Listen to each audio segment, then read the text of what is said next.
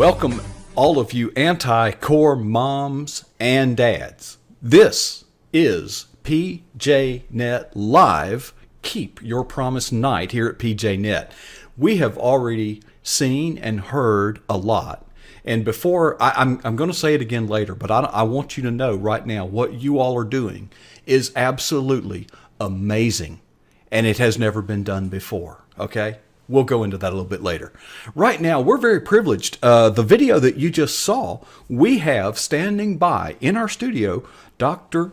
Sandra Stotsky. Now in the video, she probably mentioned she was the Deputy Commissioner of Education, the Department of Education in the great state or Commonwealth, I think, maybe. I hope I didn't offend any of you Massachusetts people, from 1999 to 2003. Now, what that means is she was in charge of the Common Core development and revising the standards thereunto for all grades K through 12. And she also was a part of the Common Core Validation Committee. So without further ado, Dr. Stotsky, welcome to PJNet Live. Come on in the studio here. Have a seat right over here to my right.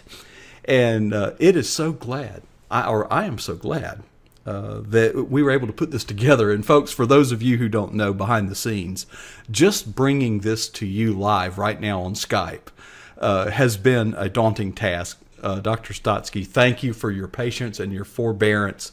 We're all against Common Core.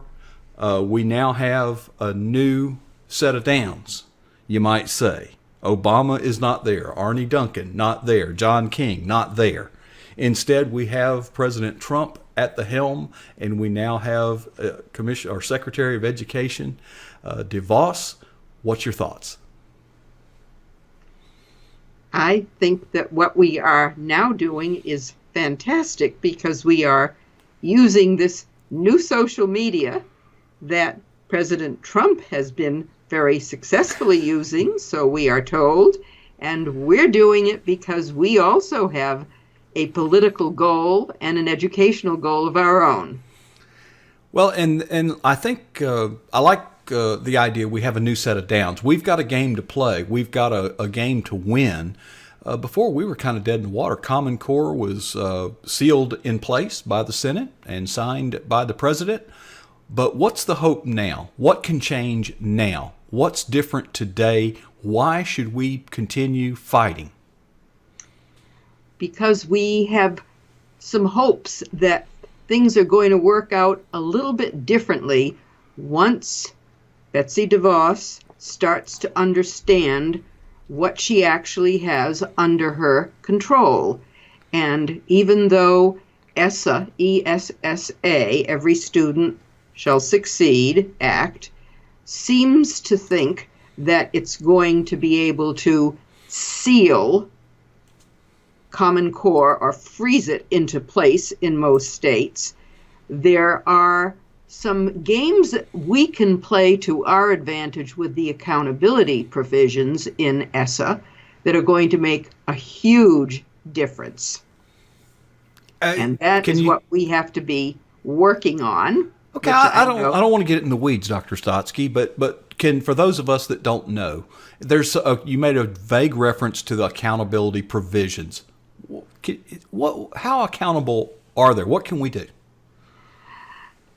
This is still to be negotiated. It's not clear yet what that is going to amount to in each state, but there is expected to be a redefinition of accountability by each state to the federal government for the pittance, basically, that it provides for education. About 10% of the costs of education in general across the country come from the federal level.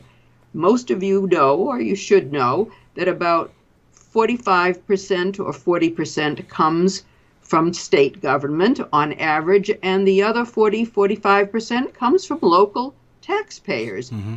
And so, rightfully, state accountability has to figure out how to be accountable to the federal government for Title I money, for whatever it is giving in the form of grants or other funds for low-income kids.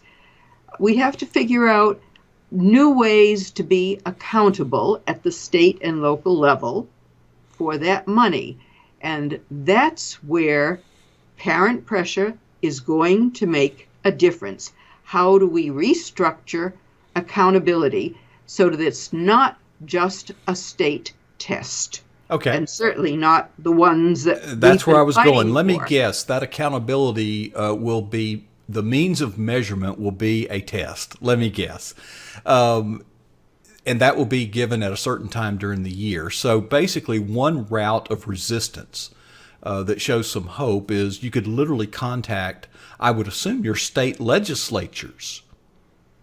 I would assume. Yes, Because most states have a Department of Education secretary or head person. And they have a Department of Education that's Right. at the state level. And in Florida, that commissioner is appointed by the governor, but in other states it could vary. But in other words, I would assume that the legislative body then has some control over that. So we could put pressure on our legislatures to say the test alone is not a good or sufficient. You could argue both, but you only need to argue one or the other, but you could argue both. It is Right. not a sufficient means of measurement to provide accountability. Is that a fair strategy? That is a very fair statement. Remember, the power of the purse is still in the hands of state legislators, just as it is the federal level in the hands of Congress.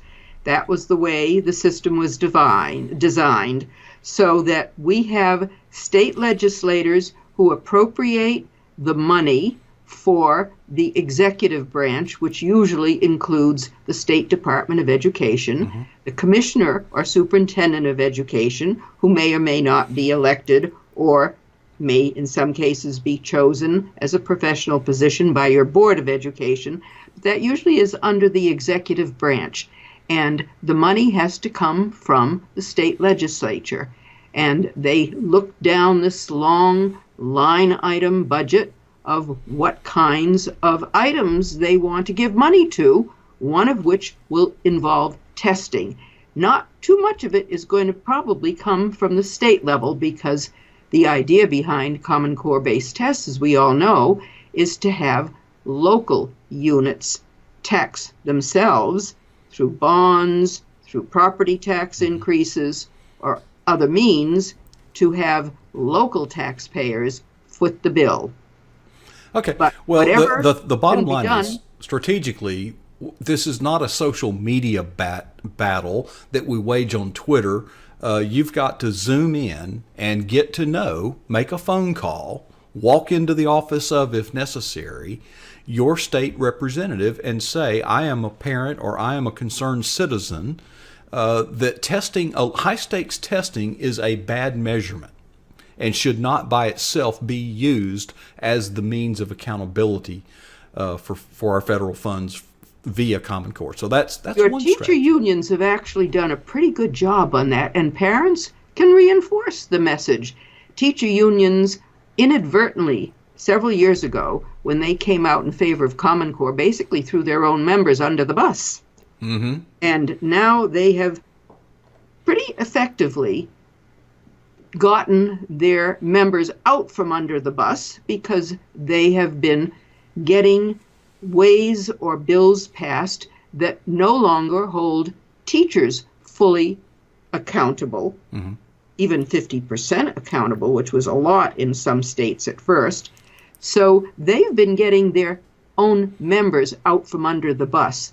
But parents can do an awful lot by simply complaining and keeping on complaining about that curriculum that has been established based on Common Core's standards. Because if there's anything an administrator doesn't want to hear parents complaining. And you're in a position, that's not an opinion. You were there. You experienced it. That's not just okay. Now that's at the state level. Now there's another game changer. Quite frankly, this could be a Hail Mary. But for those of you who aren't aware, and for those of you who are now going to be aware, Congressman Massey of Kentucky, United States Congressman Massey of Kentucky, has introduced H.R. 899, which calls for the abolition of the U.S. Department of Education. Now, is that a publicity stunt? Well, I hope not. Is it going to be taken seriously? I hope so. It will be taken more seriously than it's ever been taken if enough citizens or parents or both keep saying that this was one of President Trump's campaign promises. And this is the time to start thinking about how do you shrink down an agency that one very high-placed lawyer, who was once an attorney general for the United States, told me, as far as he's concerned, that Department of Education was unconstitutional from the beginning. He is correct. It is a criminal enterprise. I've read the 10th Amendment. In fact, the word education does not occur in the Constitution. That's right. Okay, now, folks, I want to tell you something. If you want to go all in to get behind this bill, I am so ready. Now, I can't say at this point how seriously this bill will be taken.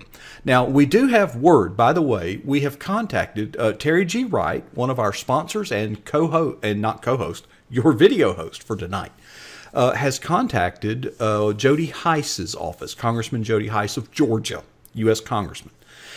He was unable to appear tonight.